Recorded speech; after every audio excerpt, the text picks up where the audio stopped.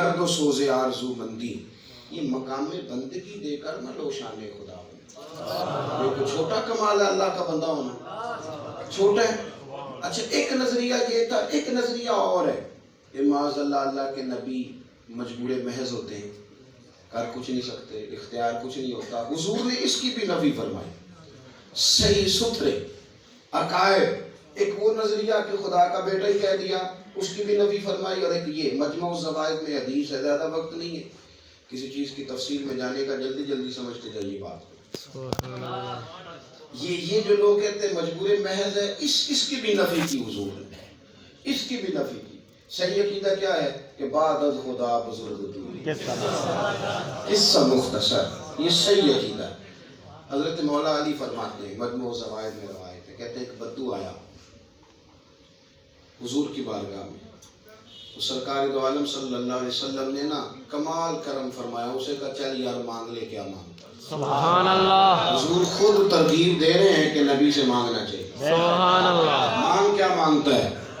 تو تھا بدو، سیدھا سادہ، مانگنے پہ بھی آیا تو کیا مانگا؟ کہنے لگا میں نے سفر کرنا ہے تو آنے جانے کے لیے سواری کی ضرورت ہے، ایک اونٹ دے دے۔ اللہ۔ حضرت علی کہتے ہیں بڑا افسوس ہے یار، تو کھڑا کہاں ہے؟ جناب سلطان باہو رحمت اللہ نے شکوہ کیا ہے کہ تو فقیروں کے پاس آ کے بھی لوگ دولت مانگتے ہیں، کہتے ہیں رب دا طالب کوئی نہیں جو ملیا، یہ جو ملیا ہے طالب زر دا، تو پیسے مانگے ہیں، یہاں بھی تویز وہ لینا چاہتے ہیں جس سے لاٹری جلدی نکل آئے۔ اس نے مانگا کیا؟ آنے جانے کے لیے اونٹ۔ کہتے ہیں ہمیں بھی بڑا افسوس ہوا اور سرکار بھی مسکرائے، گویا حضور تربیت کر رہے ہیں، تو کھڑا کہاں ہے اور تو مانگ کیا رہا ہے؟ کریم نے فرمایا چل دیا تجھے اونٹ، کچھ اور بھی مانگ لے۔ سبحان اللہ۔ حضرت علی کہتے ہیں ہم نے کہا تو موج لگ گئی، سبحان اللہ۔ اب تو ضرور مانگے گا، جنت مانگے گا حضور سے، لیکن بڑا ہی سیدھا سادہ تھا۔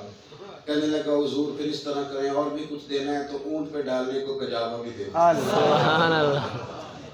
کہتے ہیں بڑا افسوس ہوا یار، تو کہاں کھڑا ہے؟ ہاتھ ہو گئی۔ ہم نے کہا کہ اب شاید سیانہ بن جائے۔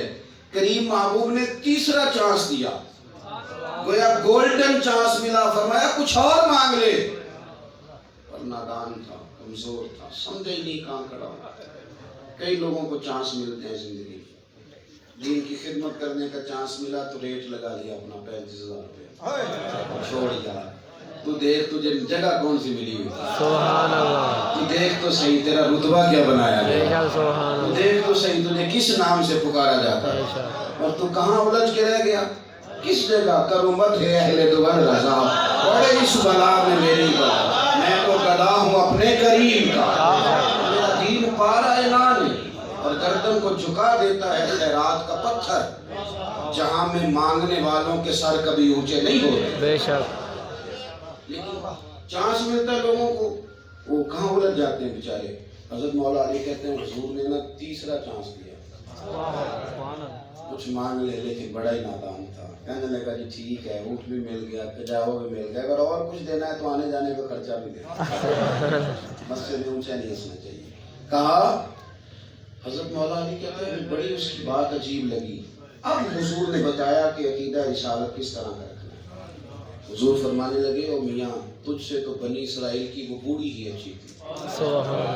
جناب موسیٰ علیہ السلام کو جب حکم ہوا کہ ہجرت کر کے جا رہے ہیں تو حضرت یوسف کی قبر مبارک سے ان کا تابوت شریف بھی نکال کے لے جائیں۔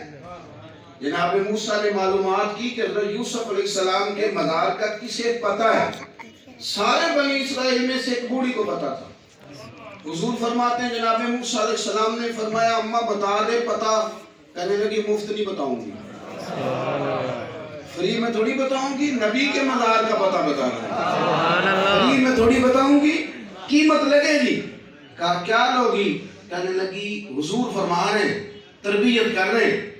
حضور فرماتے ہیں تجھ سے تو بوڑھی اچھی تھی۔ حضرت موسیٰ علیہ السلام سے کہنے لگی اگر آپ نے پتہ پوچھنا ہے نا جناب یوسف کے مزار کا، تو پھر نا میں جنت میں وہ والا مکان لوں گی جس کے پڑوسی حضرت موسیٰ علیہ السلام، سبحان اللہ۔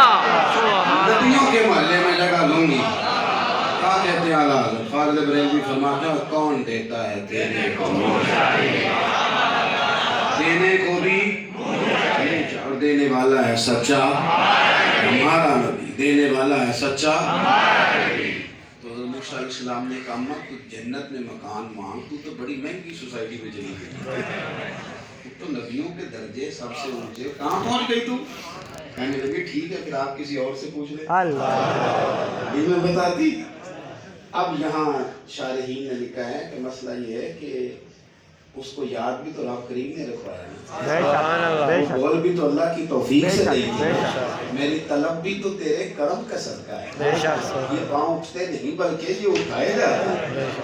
کہا میں تو وہی مکان لوں گی ورنہ آپ کسی اور سے پوچھ لیں، تو رب کریم نے فرمایا میرے کلیم وعدہ آپ کر لیں اور مکان جنت میں آپ کے پڑوس میں اسے عطا کروں۔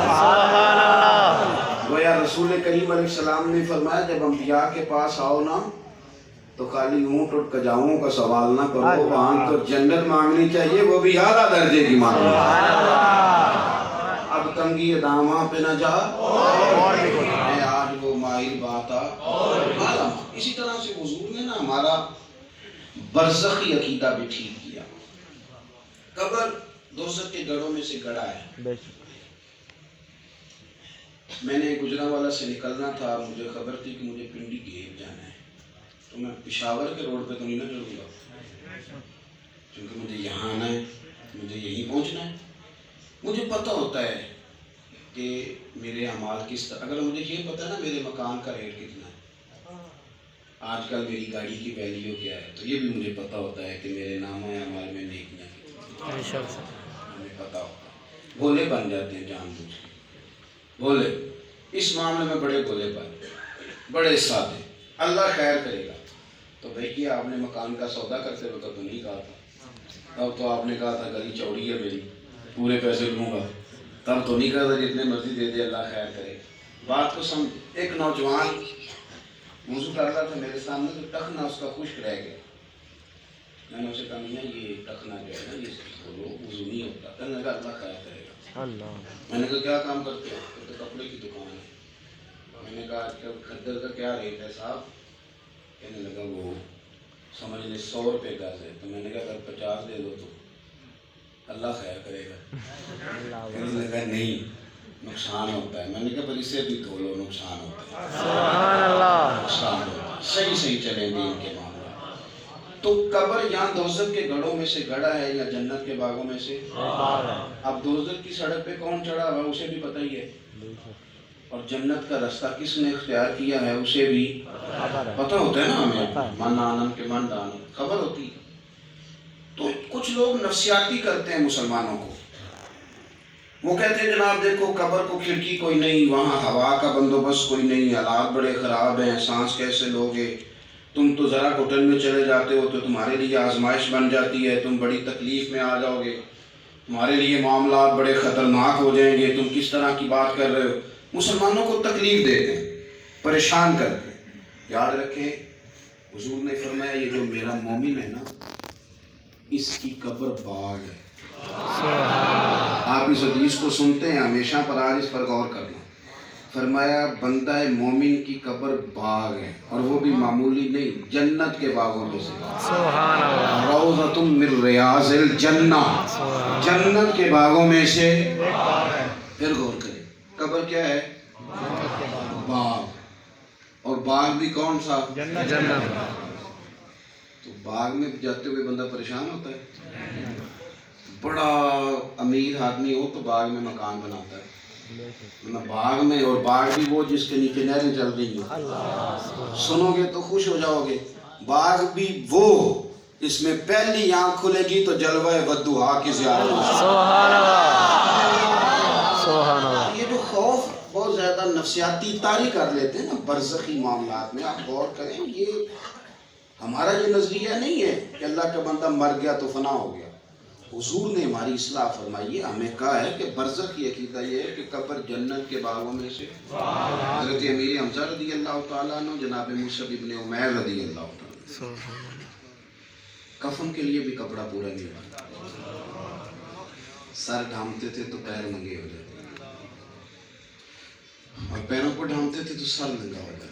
تو کیا فرمایا حضور نے؟ فرمایا سر ڈھانپ دو، پیروں پہ گھاس ڈال دو، قبر بند کرو، ابھی میرا رب انہیں جنت کا لباس عطا سبحان اللہ. تو آپ بات کو سمجھیں. اتنا زیادہ جو ہم نے سمجھ لیتے ہیں نا چیزوں کو سوال، ہم مومن ہیں، مومن ہیں. کسی اللہ والے سے ایک ہندو نے پوچھ لیا تھا کہ ہم جلا دیتے ہیں تم دبا دیتے ہو. حکمت رب